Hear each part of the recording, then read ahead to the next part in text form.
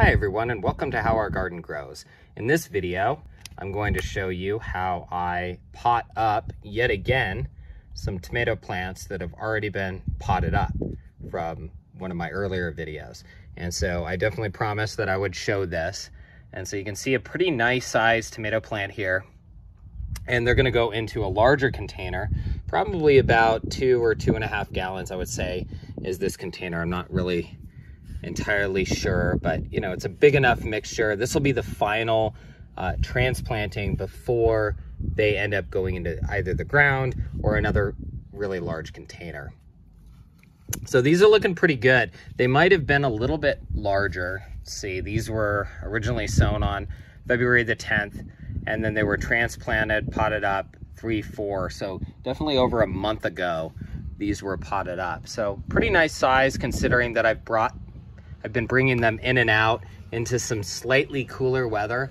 You know, we don't really have a ton of overly warm weather here. It's actually been kind of record cold with a lot of wind. So it's been a little bit challenging, but moving them in and out, they've already been hardened off. I've done a video on that as well. So they can take a little bit of this breeze that's going on, but we're doing lots of good transplanting in the 50s and the 60s. So nothing cooler than that. I wouldn't recommend bringing them out.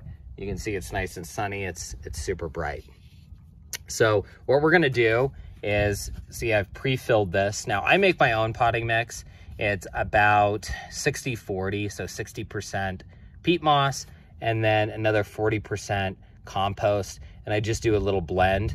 And then I throw in about a handful of fertilizer. I like to use organics. Now I'm using the plant tone, which is a 533. I want to make a good point, and I'll stress this over and over again. It doesn't really matter what type of fertilizer. Just get something around a 555 or a 10-10-10, something that's pretty balanced. I would definitely try to do an organic if you can. It's just a little bit more natural for the earth. Things that say like this, vegetable and tomato granular plant food, you can take a look at the numbers, a 253, so a little bit higher for the fruiting with the 5 for the phosphorus.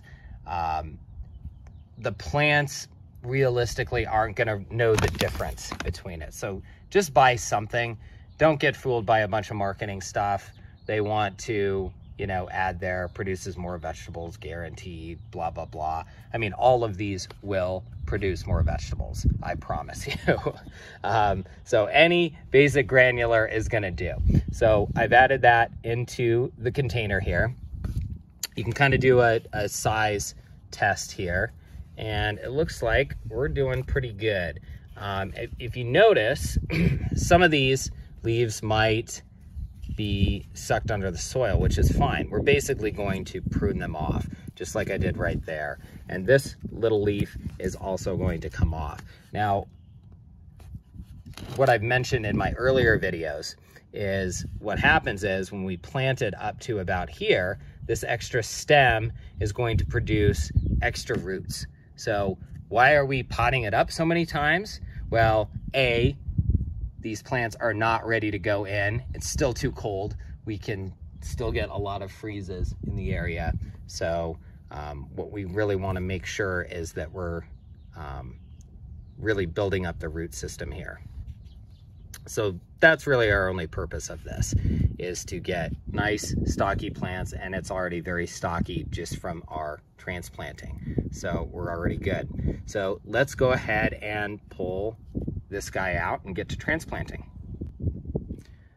All right, so pretty tough to do that one-handed. So he's out of the cup, and I'm just going to set him in the pot. And he looks really nice. I'm going to take some more of the potting mix that I created. So again, you can use any potting mix that you buy from the store. You can make your own, but you can buy any from the store. It can be any one you want. Just make sure that it says container or potting mix. You don't want anything that says raised bed, garden soil, regular garden soil. You don't want anything that is not a pure potting mix. So you want to make sure that it's nice and loose. Notice there's a lot of peat moss in here, a lot of good natural compost. You can have perlite. I'm not doing it for these purposes because they're going to be transplanted up. So sometimes they use perlite or vermiculite to sort of aerate the soil. That's what they're used for, to make sure that air necessarily can get to the roots and that the soil does stay nice and loose. So it's a nice aid as far as that goes. So I'm just kind of adding a good amount of potting mix. I don't know that I'll go to the full top on this one. It's just to give the plant some more temporary space before I can get these out in, well, hopefully early May. We'll kind of see what the forecast is. So that's just about it. So the plant is in. It's important to immediately water it. So water it in, feed it with a water-soluble fertilizer. Again, I've talked about the fish emulsion. You can use a chemical base like Miracle-Gro. Just go light. I would go quarter strength on that one, just because it is a lot more concentrated than a lot of the other fertilizers. And then, yeah, just basically you want to make sure that you still move this in and out. I will be moving this guy along with this guy that I am transplanting up.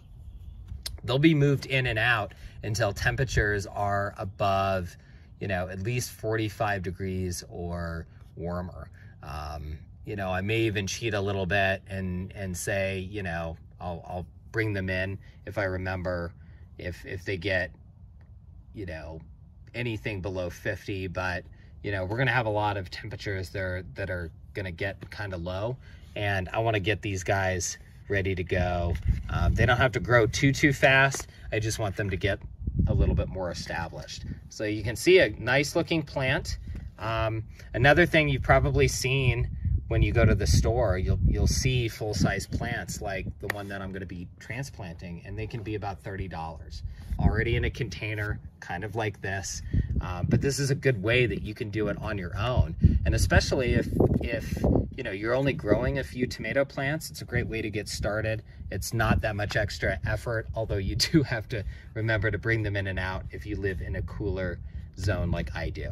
So that's about it, everyone. And so thanks so much for watching. Please like and subscribe. I'll show you how I get these fully transplanted into the ground or in containers. And check out my other YouTube videos. And again, comment. I'd like to hear what everyone's doing now that the temperatures are warming up in a lot of areas, and really excited for spring. So thanks again.